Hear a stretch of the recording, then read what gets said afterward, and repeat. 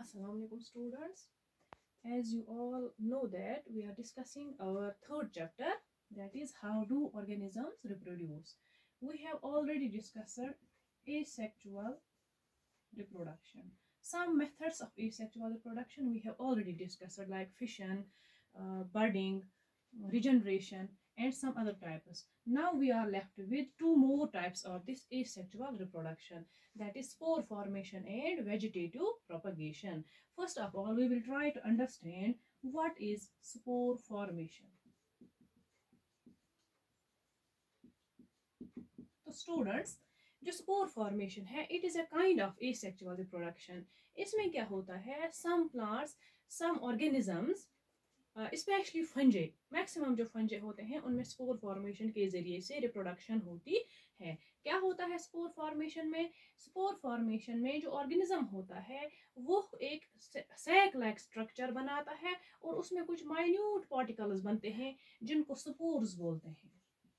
These are reproductive structures. These spores, they remain closed in a sac-like structure and that sac is called as sporangium. Majority of fungi go for this type of reproduction. क्या होता है इनमें? ये fungi क्या करते हैं, ये इनके जो बॉडी, इनकी जो पेरेंट बॉडी होती है उसमें sporangium बनता है and that sporangium contains so many reproductive structures, small minute particles, and those are called as spores. ये spores बंद रहते हैं sporangium में till maturity. At the time of maturity क्या होता है, ये sporangium जो है ये rupture होता है, it breaks up, ये rupture होता है and release करता है इन सारे spores को. जैसे ये spores release होते हैं and they come in contact with the soil, they get all the necessary conditions, उनको moisture मिल जाता है, warmth मिल जाती है, हर एक necessary condition मिल जाता है. तो favorable conditions में क्या होता है, these spores germinate,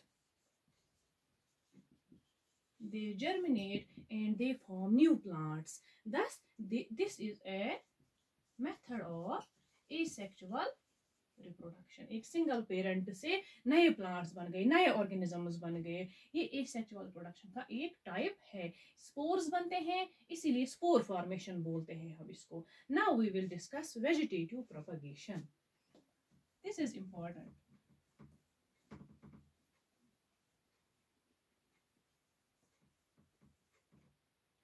इससे पहले जितने भी हमने टाइप्स पढ़े एसेक्सुअल रिप्रोडक्शन में, हमने देखा कि कुछ रिप्रोडक्टिव ऑर्गन्स होते हैं, कुछ रिप्रोडक्टिव स्ट्रक्चर्स बनते हैं फ्रॉम ए सिंगल पेरेंट, और वो रिप्रोडक्टिव स्ट्रक्चर्स जो है वो फिर डिटैच होते हैं या फेवरेबल कंडीशंस पाते हैं, तब जाके वो नए नए ऑर्गेनिजम्स बनाते हैं. लेकिन vegetative propagation is somewhat different. Vegetative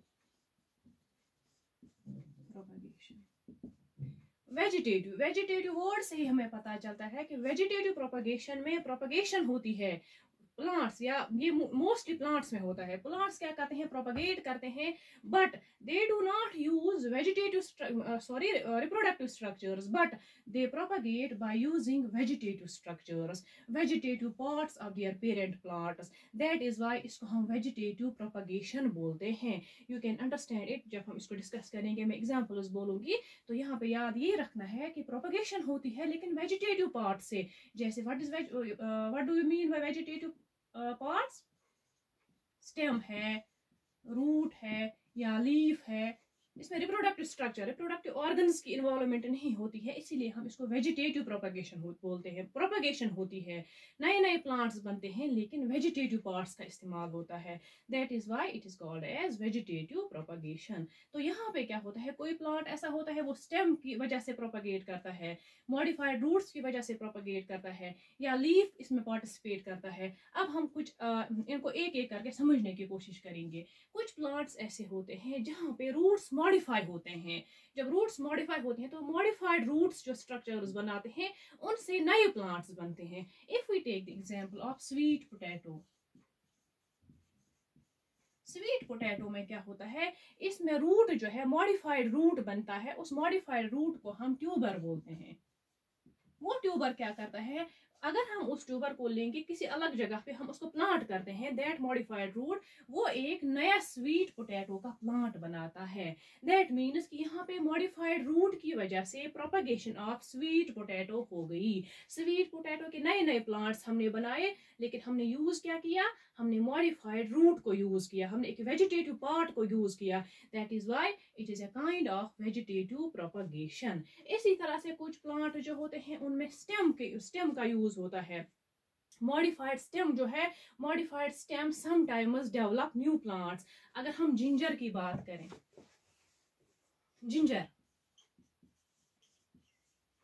ginger में राइजोम होता है, मॉडिफाइड स्टेम होता है, वो मॉडिफाइड स्टेम नए जिंजर प्लांट को बनाता है। इसी तरह से कुछ प्लांट्स में लीफ का इस्तेमाल होता है। हम यहाँ मैं आपको एग्जांपल दूंगी एक प्लांट की, दैट इज ब्रायोफाइलम। ब्रायोफाइलम में क्या होता है, ब्रायोफाइलम का जो लीफ होता है, लीफ मार्जिन्स पे कुछ एडवेंटिशियस बर्ड लाइक स्ट्रक्चर्स बनते हैं, और वो बर्ड लाइक स्ट्रक्चर्स रूट्स भी डेवलप करते हैं on the margin of leaf. तो होता क्या है, these bird-like structures, when they mature, they detach themselves from this parent leaf and they fall on ground. When they get suitable conditions there, they form new bryophyllum plant. तो इन सब में क्या हमने देखा, वेजिटेटिव पार्ट्स का use हुआ है, इसीलिए हम इसको बोलते हैं वेजिटेटिव प्रोपगेशन। लेकिन ये जो सारे टाइप्स हैं, ये प्लांट जो है ये नेचुरली वेजिटेटिवली प्रोपगेट करते हैं। इन प्लांट्स में इसको बोलते हैं हम नेचुरल वेजिटेटिव प्रोपगेशन, क्योंकि जो कुछ भी यहाँ पे हुआ नेचुरली हुआ, लेकिन इसमें हमने आर्टिफिशियली कोई चीज नहीं किया। लेकिन कुछ मेथड्स अब ऐसे भी हम देख रहे हैं, कुछ मेथड्स ऐसे भी हुए हैं डेवलप, जिनमें आर्टिफिशियली हम प्लांट्स को प्रोपगेट करते हैं by using different vegetative parts. अब हम वो देखने की कोशिश करेंगे। Now we will see artificial vegetative propagation. Artificial vegetative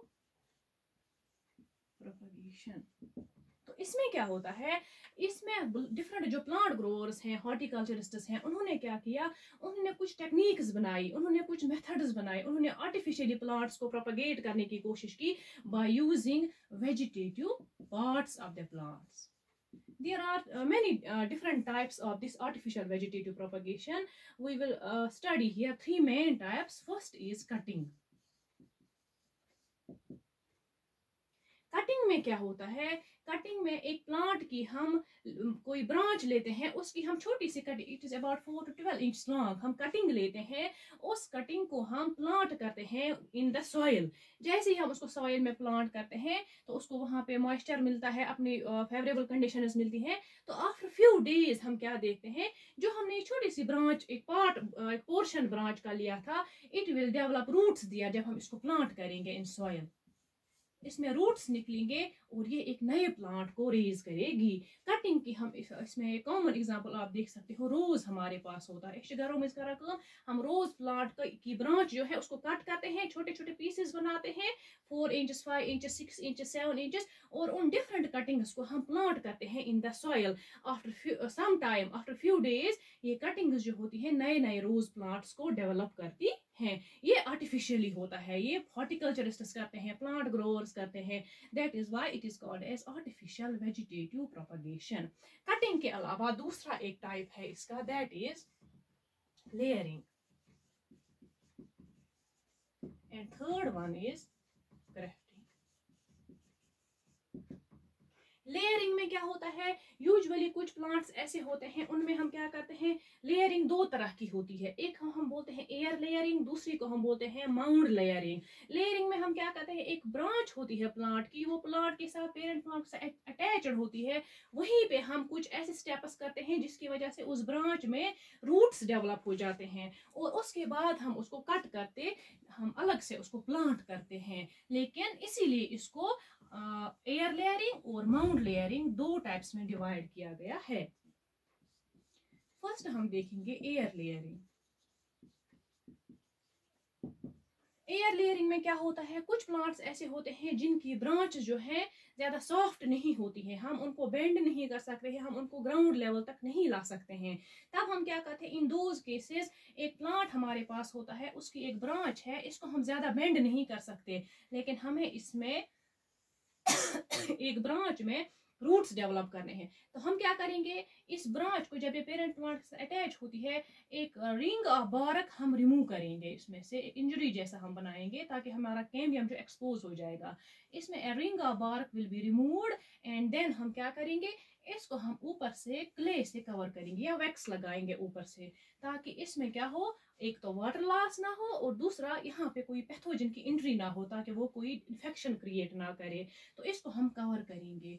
अब इसमें मॉइस्ट क्ले है, इसमें मॉइस्चर बाहर नहीं आएगा, इसमें क्ले भी है, मॉइस्चर भी है, तो यहाँ वार्मथ भी है, तो यहाँ पे क्या हो जाएगा, ये जो कवर्ड पोर्शन है इसमें रूट्स डेवलप हो जाएंगे। आफ्टर फ्यू डेज हम क्या करेंगे, जैसे हमें लगेगा कि रूट्स डेवलप हुए हैं, तो हम यहाँ से इस ब्रांच को कट करेंगे from the parent plant and then we will plant this branch in the soil. Rooted portion को हम सॉइल में लगाएंगे तो एक नया प्लांट रेज हो जाएगा। This is air layering. लेकिन कुछ प्लांट्स में जब जो ब्रांच होती हैं सॉफ्ट होती हैं, हम इजीली उनको नीचे ग्राउंड लेवल तक ला सकते हैं, तो वहां पे हम लेयरिंग करते हैं, लेकिन हम एयर लेयरिंग नहीं करते हैं, हम माउंट लेयरिंग करते हैं। माउंट लेयरिंग से क्या मतलब है, उसमें हम प्लांट की ब्रांच को बेंड करते हैं और ग्राउंड लेवल तक लाते हैं। जहां पे इसने टच किया ग्राउंड को, वहां पे हमने इसको सॉइल से कवर किया, लेकिन ग्रोइंग टिप को हमने सॉइल से बाहर रखा। इस तरह से ये यहाँ से अटैच है पेरेंट प्लांट को, ग्रोइंग टिप भी बाहर है, लेकिन सेंट्रल एक पोर्शन हमने इसमें एक रिंग और बार्क रिमूव किया, उसके बाद हम इनने इसको क्ले से कवर किया, सॉइल से कवर किया। आफ्टर फ्यू डेज क्या हो जाएगा, इसमें भी रूट्स डेवलप हो जाएंगे। जैसे रूट्स डेवलप हो जाएंगे, we will cut this from the parent plant और ये एक नए प्लांट के तौर पे डेवलप हो जाएगा। This is another method of artificial vegetative propagation जो आजकल हम प्रैक्टिस करते हैं हमारे अपने ऑर्चार्ड्स में वगैरह, हॉर्टिकल्चरिस्ट इसको यूज करते हैं। Another type is artificial vegetative propagation का है, that is grafting। ग्राफ्टिंग में हम क्या करते हैं, हम दो डिफरेंट प्लांट्स को लाते हैं, उन्हें हम जोड़ने की कोशिश करते हैं। हम एक प्लांट का रूट पोर्शन लेते हैं, दूसरे प्लांट का हम शूट वाला पोर्शन लेते हैं, और उन दो को हम इस तरह से जोड़ते हैं कि वो एक सिंगल प्लांट के तौर पे डेवलप हो जाते हैं। This grafting we will study in detail इंशाल्लाह in our new class, and then I will also tell you what is the importance और what are the merits of this artificial vegetative propagation. आजकल हमें कौन कौन से फायदे मिलते हैं इस आर्टिफिशियल वेजिटेटिव प्रोपेगेशन के। आज के लिए इतना काफी है। Thank you.